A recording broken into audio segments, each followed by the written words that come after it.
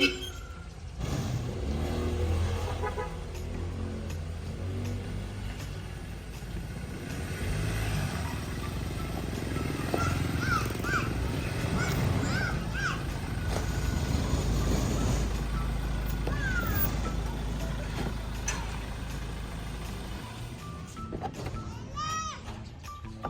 guys, mga kanegosyo, Asenso ka Familia. Meron tayong bagong pag-uusapan guys.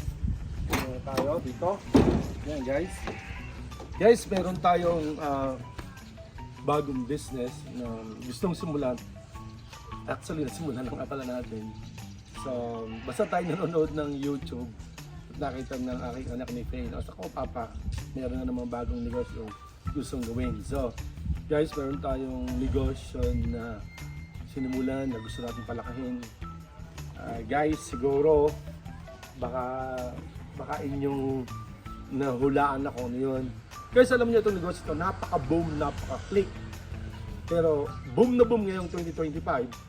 Pero sigurado ako na marami ang kontra. Sa katulad ko, napakadami na kontra na kagad. Nandiyan na yung pamilya ko, yung mag-ina ko. Sadyang kontra, wag daw, gano'n. Kahit yung mga kapatid ko, yung mga tito ko siguro, yung mga kakilala ko.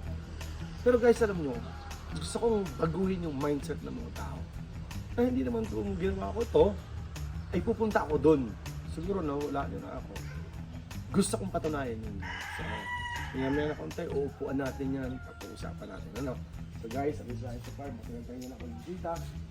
Pasalang tayo doon para masilip natin. Okay, guys, yun na ito.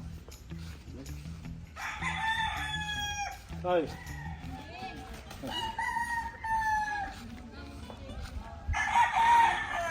Ito by trip pala ito.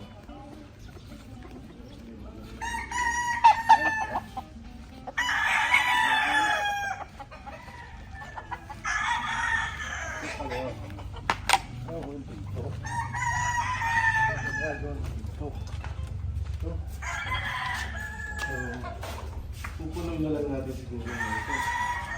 Namitan pa kami.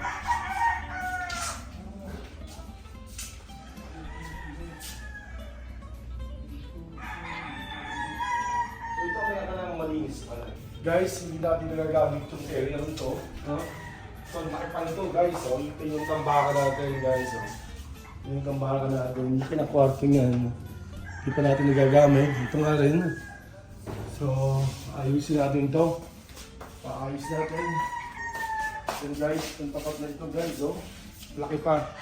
So, guys, yun nga, maituloy ko lang. So, ano gagawin mo kung mayroon kang naisip na negosyo na maraming kontra, pero sa tingin mo, pwede mag-boom. Marami guys tayo sa Negosyo Philippines, isip tayo ng isip ng mga negosyo na pwede natin i-share. Para sa akin guys, sige, yan ako na lang. Tinulong natin yung Taal Volcano Game Farm. Pag sinabi natin game farm, alam niyo na magsasabong, alam niyo yung mga breeders. Pero sa atin guys, gusto natin gawin ang pag-breed ng mga panabong ng manok. Pero ang magiging market ng Taal Volcano Game Farm ay yung mga taong gustong magnegosyo. Pwede rin pumasok din yung mga magsasabong or yung mga farm.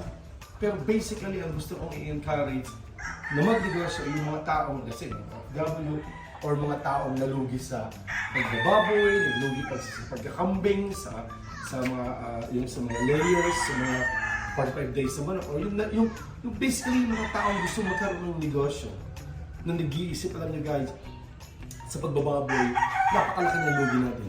Hindi ko alam kung magkukita tayo sa pagbababoy, talagang mag-venture na tayo dito sa ating pinaplanong ito.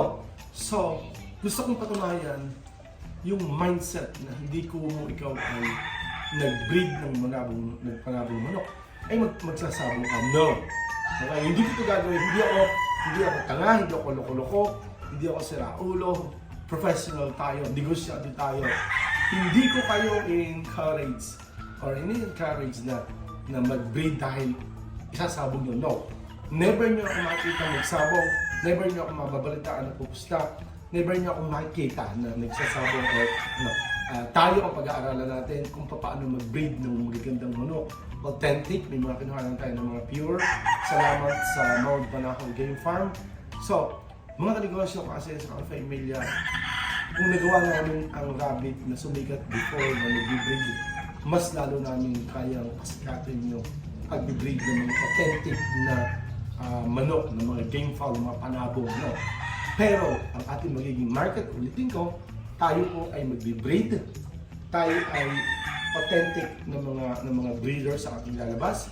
Itong mga breeders na ito yung isa-share natin sa mga tao para mag-breed din sila at maibenta nila. So, quality ng mga breeders ang gagawin natin, quality ng mga manok. Ang tanong nga at lagi, siyempre, manok na panabong, magsasabong, no. At hindi rin naman, gusto kong baguhin yung mindset na, ang sabi nila guys na, pag daw ikaw ay nag-breed ng panabong na manok, para raw makilala yung manok mo, ay kinakailangan ka raw magsabong, kinakailangan ilaban at subukan. No, pwedeng sumikat ang manok kahit hindi ka nagkasabong. Pwedeng makilala ang manok na hindi ka nagkasabong. So, awa ng Diyos ngayon, thank you very much sa mga malaking farm. May mga nagbahagi na sa atin ng mga quality ng mga breeders sa mga materials. And then, sa pag-vlog natin, mayroong isang message na siya is nasa Amerika. Yung farm niya sa San Antonio, Quezon ay mga import, mga galing Amerika talaga. So, willing siya na magpahiram sa atin. And then, willing siya na kung tayo ay bibili, ay makakapagpabili tayo sa kanya. So, asahan nyo na lahat ng breeders na gagamitin natin dito sa Taal Volcano Game Farm ay lahat ay authentic. Pure lahat. Okay? Hindi ko sinasabing hindi tayo mag-produce sa mga battlecock or yung mga battlecock guys, yung mga manok na isasabog. Guys, yung sa atin, yun yung mga gagawin ng breeders. Hindi, yung i-out natin ay pwedeng cryo, 2 inahin, 1 ganador, or most probably ang lalabas natin guys, 3 inahin, 1 ganador, quadro. Ulitin ko, ang ilalabas natin ay breeders. Quadro, 1 ganador, 3 inahin. Pure lines. Hindi talaga natin masyadong imamarket basically yung pag bumili sa ating isasabong ilalaban. No, hindi. Ang atin po ay breeders. Ulitin ko, tayo po ay magpo-produce ng mga quality breeders. So, may maganda tayong plano sa lahat ng kukuha sa atin, may maganda tayong plano. Lahat ng kukuha sa Taal Volcano Game Farm, medyo may pahapyaw na tayo. Hindi nyo po problemahin ang market. Saka ko na yun didetalyado. Okay, again, kung kayo magbe-business through Taal Volcano Game Farm, yung market mo, hindi nyo ba problemahin. So sana, sabay-sabay tayong masaya. Sana ipagdasal nyo na maging successful to kasi ang magiging success ng Taal Volcano Game Farm ay success natin lahat. So guys, yung mga nakikita natin, ito, pahapyaw pa lang, ano? So ipapaayos natin ng farm, lilinisin natin, pagagandahin natin, para magkaroon tayo ng mga bisita tulad ng ginawa natin ngayon sa Paparapid Tree na marami tayo. Magkakaroon din tayo ng basic seminar or mga medyo seminar na konti, training or tips, but basically, sinisigurado ako sa inyo, hindi ako magaling mag-breed, hindi ako magaling magpalahi, hindi ko masyadong alam ang manok, pero may mga kasama ako na marunong, sila yung mga katulong natin, pero isang sinisigurado ko sa inyo, marunong ako magnegosyo. Marunong ako mag-sell kung paano gawin ng negosyo. Alam ko kung paano tayo kikita. Kung kikita ako, siyempre kikita tayo. So again, mga kanegosyo, sa Cafe Milya, dangat, nandito na rin lang tayo. Ang negosyo na ating